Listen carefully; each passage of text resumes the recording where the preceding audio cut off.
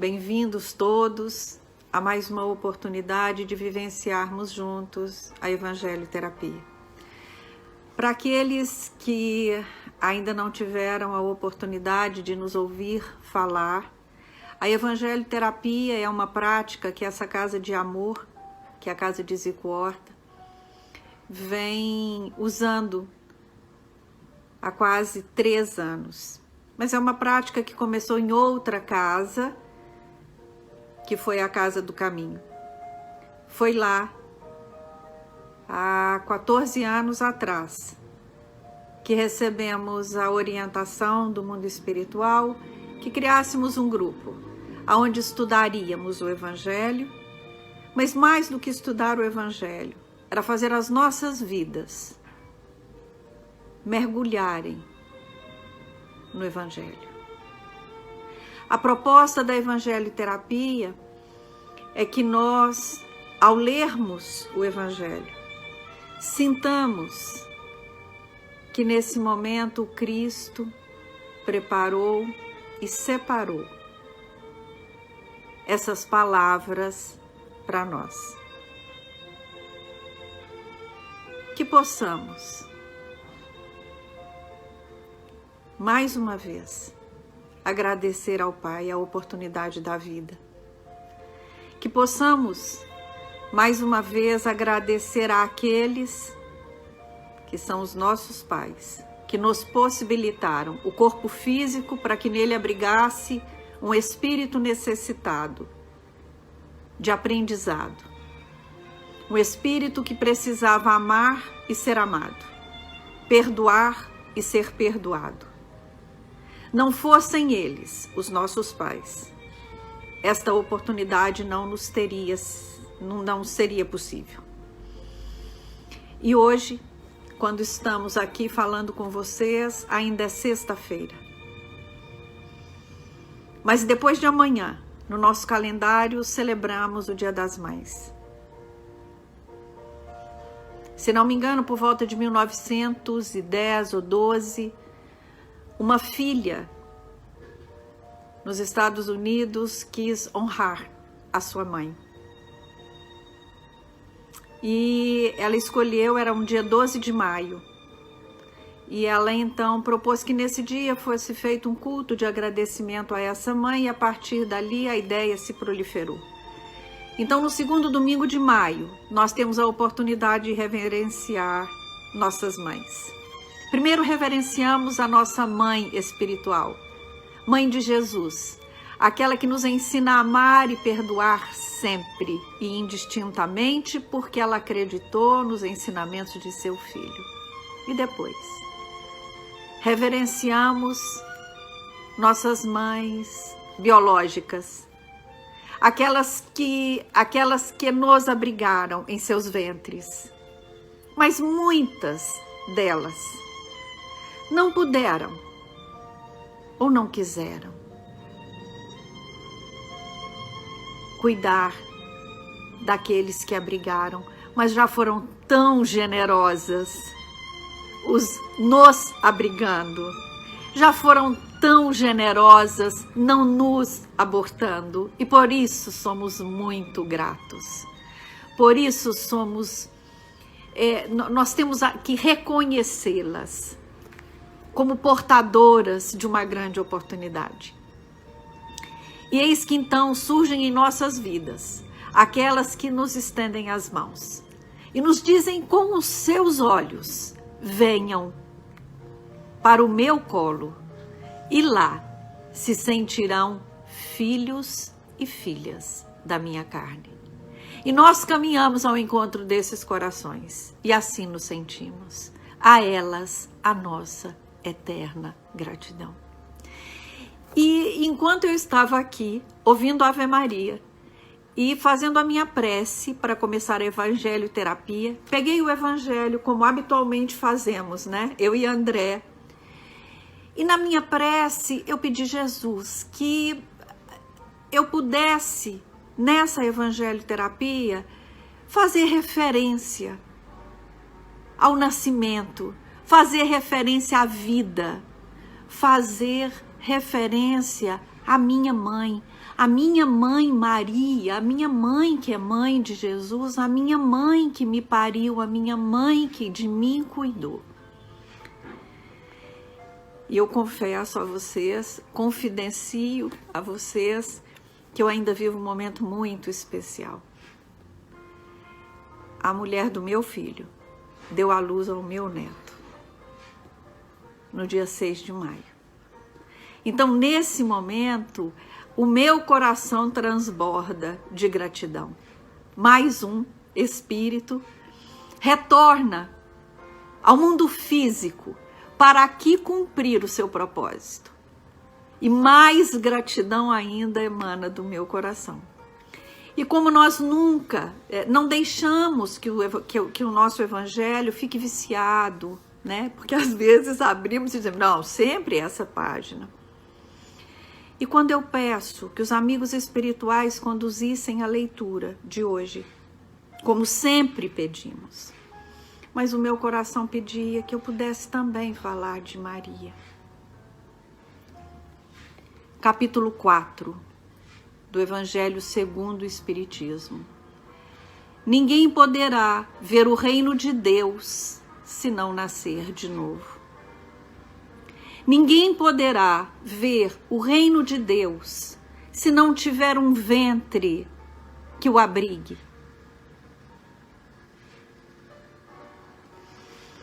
E o item é o item 9 deste capítulo, que diz assim,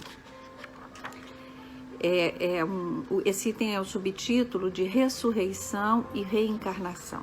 Então, o item 9 diz assim: o Espírito sopra onde quer, e ouves a sua voz, mas não sabes de onde ele vem, nem para onde ele vai. Pode-se entender que se trata do Espírito de Deus, que dá a vida a quem ele quer, ou da alma do homem. Nessa última acepção, não sabes de onde ele vem, nem para onde ele vai, significa que ninguém sabe o que foi, nem o que será o Espírito. Se o Espírito ou a alma fosse criado ao mesmo tempo que o corpo, saber-se-ia de onde ele veio, pois conheceríamos o seu começo. Em todo caso, essa passagem é a consagração do princípio da pré-existência da alma e, por conseguinte, o da pluralidade das existências. Ora, desde o tempo de João Batista até o presente, o reino dos céus é tomado pela violência, e são os violentos que o arrebatam. Pois até João, todos os profetas, assim como a lei, profetizaram. Se quiserdes compreender o que vos digo, ele mesmo é o Elias que há de vir. Ouça quem tiver ouvidos de ouvir. Isso está em Mateus. E aí vem um comentário de Kardec, lembrando a lógica dessa citação. Se o princípio da reencarnação expresso em João podia, a rigor, ser interpretado em sentido puramente místico, o mesmo já não acontece com essa passagem de Mateus, em que não há equívoco possível. Ele mesmo é o Elias que há de vir. Não há aí figura nem alegoria, é uma afirmação positiva. Então, nessa reflexão, temos a oportunidade de rememorar a importância de termos a consciência que somos espíritos habitando corpos novos, mas somos espíritos milenares. E é muito importante que tenhamos essa consciência, porque se eu, Valdeia, compreendo que essa existência é mais uma oportunidade que eu tenho para que o meu espírito atinja um grau melhor de evolução. Então, querendo e pedindo licença para que nós consigamos dar mais ênfase ao fato do nascer, a importância que nós espiritistas damos à não oficialização do aborto, a importância que nós espiritistas damos à não realização do aborto. Então precisamos compreender todo o esforço que a espiritualidade faz para que esse espírito se prepare para reencarnar, todo o esforço que essa mãe e esse pai fazem para se lembrarem, já encarnados, da responsabilidade que assumiram no mundo espiritual, de que dariam e ajudariam esses espíritos, porque é isso que fazemos, ajudamos os espíritos a evoluir, dando a vida a eles. Como eles conduzirão a vida, isso é unicamente da responsabilidade de cada espírito. Mas nós temos que ter essa consciência. Nós precisamos valorizar não só a nossa existência, rememorando também a importância e o quanto de amor nossas mães dedicaram a nós, quando se propuseram a nos trazer para esse mundo. Isso não elimina as nossas responsabilidades, não elimina os nossos erros, nem os nossos equívocos enquanto mães. Mas mais do que os erros e mais do que os equívocos, que pelo menos nesse dia pese sobre nós, filhos, gratidão. Independente daquilo que foram ou fizeram nossas mães. Lembremos-nos sempre que, como não estávamos dentro dos corações delas e deles, nossos pais, não sabemos por que fizeram, não sabemos por que não nos deram, não sabemos por que não nos quiseram, não sabemos por que não nos acariciaram, mas nos espancaram. Não sabemos porque, ao invés de serem compreensivos, foram incisivos, rígidos, ácidos e ásperos. Mas aprendemos com Cristo a não julgar.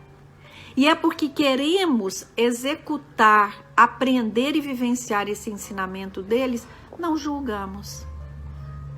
Não julgamos o que fizeram conosco, nem os nossos pais, nem as nossas mães.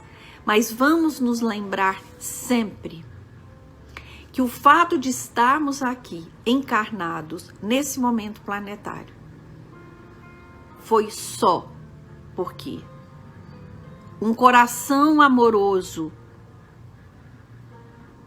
me aceitou. Foi só porque alguém, durante minimamente 9 meses, me deixou crescer, com todas as complicações que pudessem advir desta decisão. Que eu possa valorizar a dedicação, a coragem.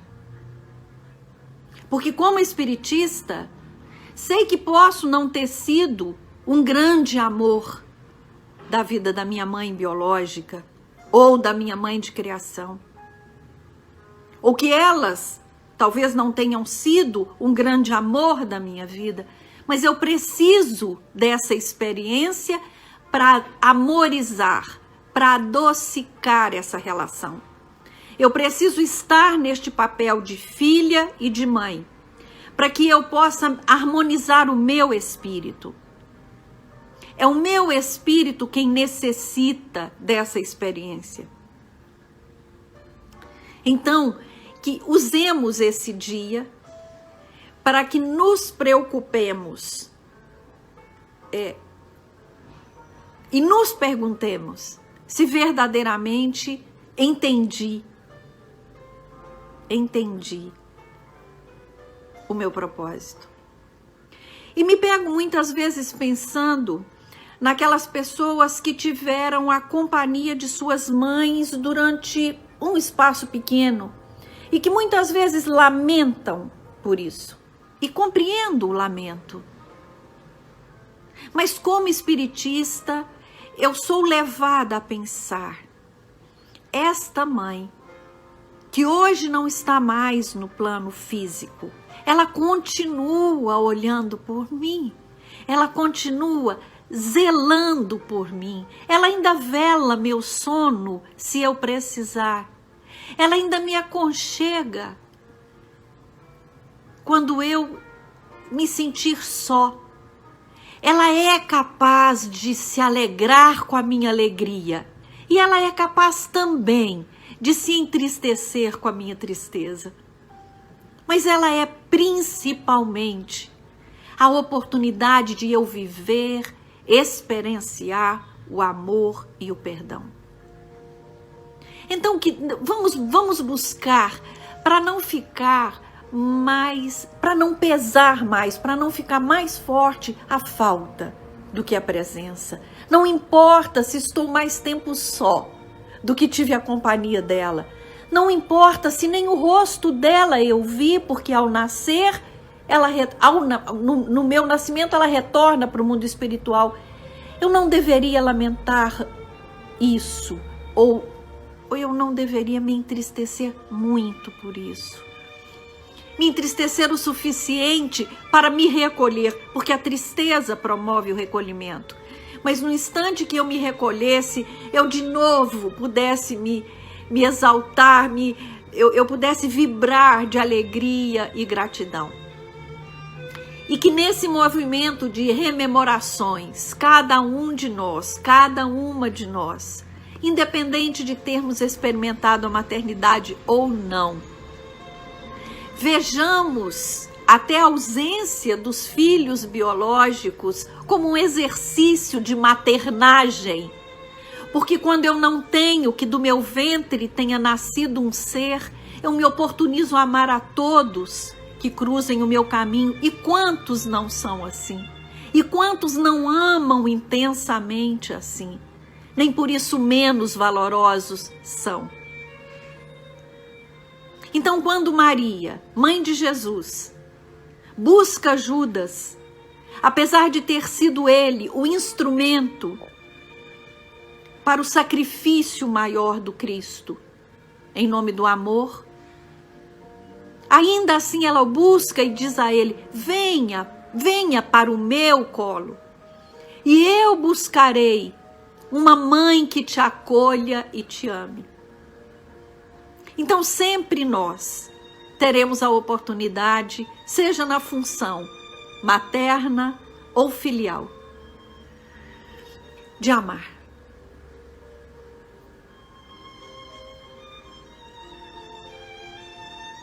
E é no exercício desse amor que nesta Evangelho Terapia eu gostaria que nós nos lembrássemos de não esperar pelo segundo domingo de maio para amar e perdoar. Que nós não esperássemos o mês de maio para lembrar de Maria. Que nós não esperássemos que as nossas mães se ausentassem do corpo físico para em prece, além de pessoalmente agradecer-lhes a vida. Que nós desejemos todos os dias das nossas vidas bendizer aquelas que nos possibilitaram estar aqui. E por que não, nesse momento, trazer para as nossas lembranças todas aquelas pessoas que nos ajudaram? Imaginem a quantidade de energia amorosa que vamos produzir se nós nos deixarmos lembrar de todas aquelas mulheres que passaram pelas nossas vidas. Aquelas que nos banharam, aquelas que nos alimentaram, aquelas que nos ensinaram a ler, que nos evangelizaram. Aquelas que nós magoamos e que nos perdoaram. Lembremos também que, como mulheres e mães, devemos nos espelhar em Maria, que compreendeu, amou e perdoou. Que viveu sem seu filho muitos anos, mas não deixou, por isso, de acolher.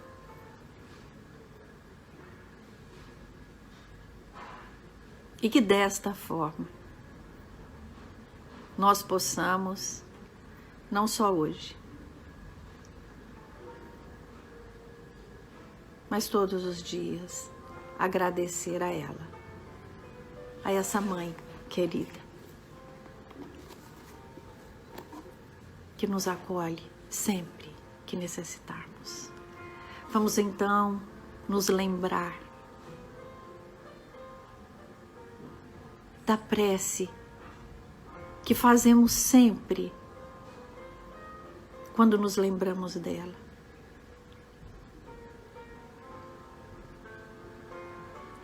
Que é a Ave Maria.